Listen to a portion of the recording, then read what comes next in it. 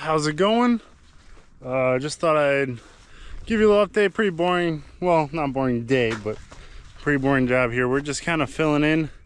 We got a load of topsoil because a lot of the rocks we pulled out were so big we had massive holes, and we weren't looking to plow this year to level it. I could have dissed it, but it still had massive holes, and there's always, you know, we always are like, oh, if we just had some topsoil. So we got a load of topsoil. It was a fair price, and yeah, so we're I'm filling in the holes where we pulled the rocks out.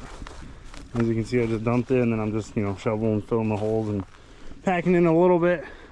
We're trying to firm the soil, not pack it, just firm it. But yeah, I already did all the big ones over there, you know, the ones over there that when we flicked out, but just doing that. Also got the baler, again, that Silo King applicator done today. We got the information on how to finish that up, so that'll probably be in the other video. Probably make like a Silo King installation video on that, because I couldn't find one, so figure I make one to figure out could save anybody else some troubles. But yeah, so that's what we're doing. Also cleaned up the machinery shed. I'll get you some look at that now, but yeah, go from there. What's up, everybody? We're out, yeah, anybody that's been following us, we've kind of been working on the shed project slow and steady here. I thought we'd give you a little update. It's kind of been filling in the gaps. We have the shed completely cleaned out. There isn't, well, I guess the tractor, the little John Deere I'm on, is in here, but there isn't another thing in here. Can you believe it? That corner is cleaned out. We got the dirt kind of leveled up. You know, kind of rough leveled things. Kind of just with what dirt we have. We haven't really scraped up anything, but you know, we kind of got that filled in a little bit.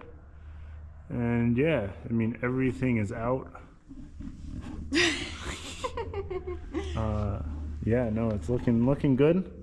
We can kind of tell where we're high and low and uneven and stuff, so we're still trying to decide on how to go about leveling this. If we might, I'll just rent a box scraper kind of thing and kind of scrape it up and level it up and do a lot of round and round and round, and maybe we'll do that, or something else. We gotta figure that out, but definitely want to get it good and level, you know, so that I don't have to do this again ever, hopefully, because this is like a one and doneer. But hopefully the building doesn't sink another foot and then, you know, we're stacking in the roof again, but that's besides the point. So yeah, that's what we're kind of working. I'm gonna get back to I think the baler. Yeah, we want to get the baler set, because then I gotta get the planter in, because tomorrow morning I think I'm gonna burn down some cover crop, and then we got minimum of 7 days, but it's looking like we're gonna have a clear week here, so I think we'll dry out enough to maybe get some beans in the ground, give it a try. Never done it before, but what could go wrong? Burn up all the seeds. So yeah, we'll give it a shot, see how it goes, and yeah, everything should be set. We got those holes filled, got the branches cleaned up, so we got a little, you know, we probably got another 20 acres out of the edges of the fields now. But yeah, that's what we're doing. We'll keep you updated. Y'all have a good one. Stay tuned for maybe when we finally finish the shed. It's been quite the ongoing project. So, any last comments? No. Good morning. It's what's today? April 23rd. On the agenda today, we're gonna burn down this cover crop. It's looking like we're gonna be dry for a little bit here, so it looks like there could be a planting window the end of, you know, the end of this week, early next week. So we gotta get our cover crop burned down so that we can plant our soybeans into it. We're just gonna, you know, glyphosate burn down, kill it off. We don't, because we we don't want to let it grow too much because we were kind of thinking that the county was going to have a roller crimper. We don't have a roller crimper, so we're going to burn it down, plant through it standing, and see how that goes. But yeah, so I got to map the boundary for it. You know, I don't have the sprayer hooked up. I quick unhooked that, but I got it filling because we fill out of a garden hose, and it's a 500-gallon sprayer. There's 30 acres back here. That's kind of where we like to spray that 20, what is that, 20 gallons an acre. Yeah, usually at 16, 20 gallons an acre is usually the rate we're spraying at. So I just thought I'd hop over here, get this boundary set for the field, so then I can, you know, just run off the boundary and be all set, and I won't have to do it with the sprayer on and load it and everything. Yeah, so we don't use an RTK. We just use a general WAS, no subscription. You know, we paid for the hardware, now we can kind of use it. Not that we can use it for free per se, but yeah, it's just the government satellites and stuff. But yeah, so that's what we're doing. We have the new Ag Leader in Command 1200, so it's looking pretty good. I'm definitely liking this. I mean, obviously it's an upgrade from the 800, but yeah.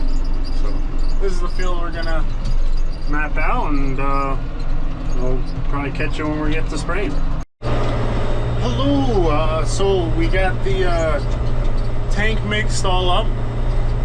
We got like 7.5, we're doing 30 acres, spraying at 15 gallons an acre. So we got,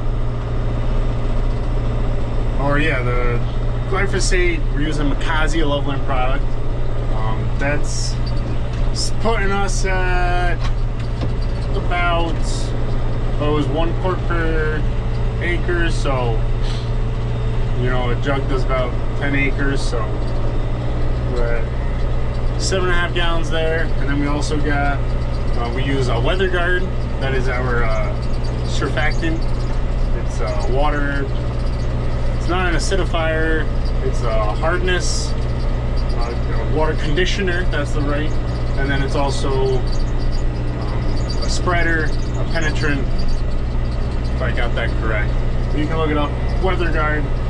I use that in most of our tank mixes because we have pretty hard water. We're coming out of a well.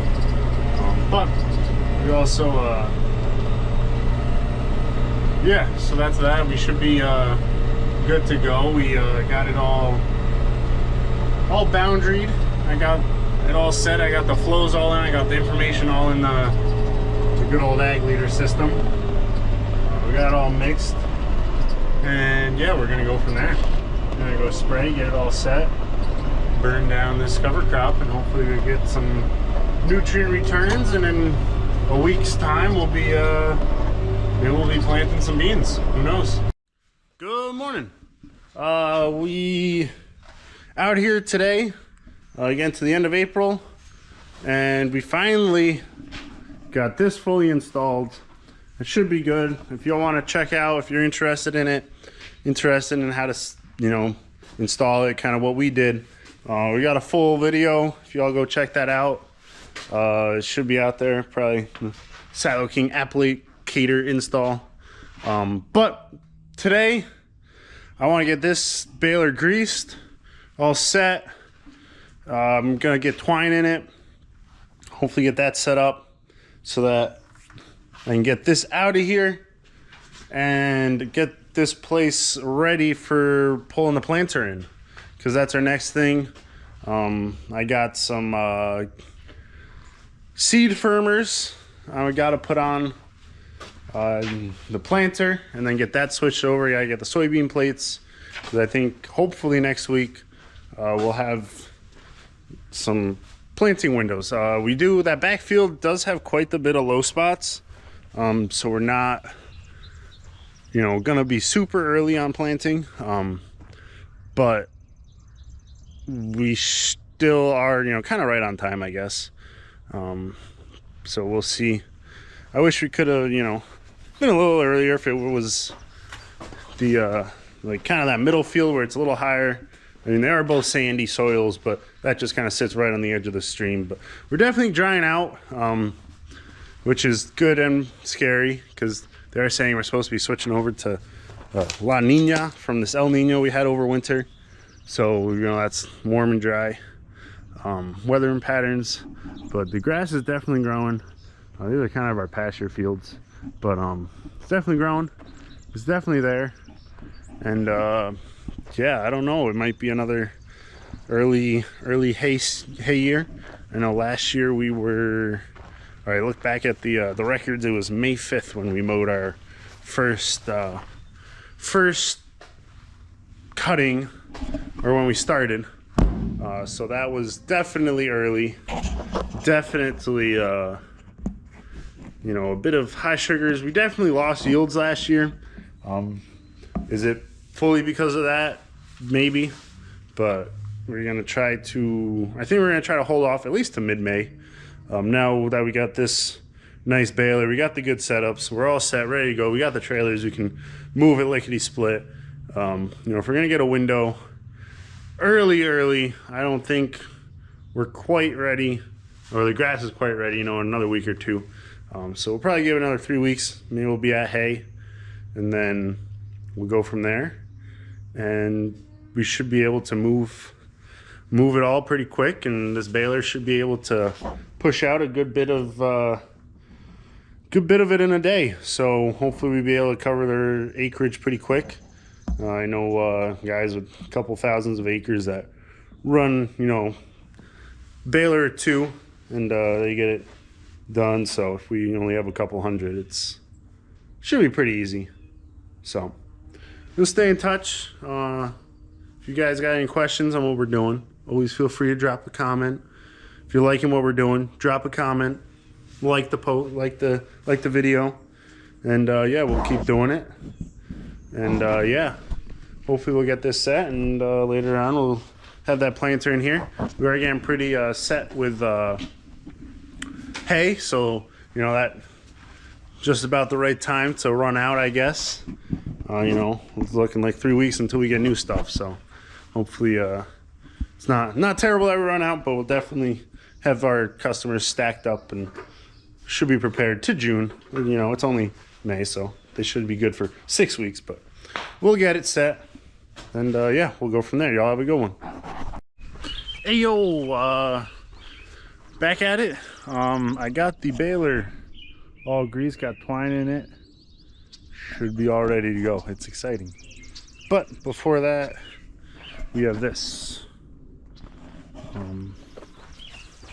Got this new to us planter. It's in pretty darn good shape, and I just got to I got some seed firmers for it, so I got to take off the gauge wheels and to get those in there. And I might, if I can get them in time, change over one wheel to a spike wheel, just so we get better seed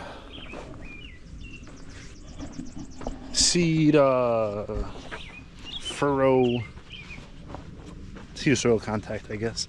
I mean, that's the seed firmer, but seed furrow closure, I guess, might be we're closing of the seed trench. Yeah, that's what we're looking for.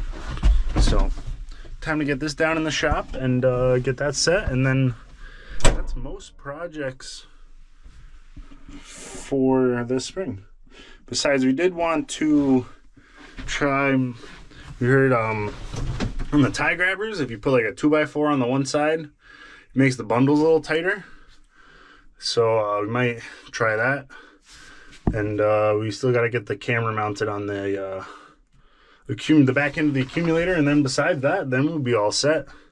We'll get the balers hooked up to the accumulators, and it's gonna get busy here pretty quick because we got to plant our stuff, you know, our soybeans and sunflowers and stuff, and then we got to go plant neighbors' corn and stuff. And yeah, it's gonna get pretty busy pretty quick, and then right after that we're gonna get right into hay, I'm sure. So it's looking like we all got 3 weeks or so until we get into the hay business. So we're definitely gonna stay busy, and definitely gotta get things cleaned up and ready to go. So that's what we're doing. I'll keep you updated.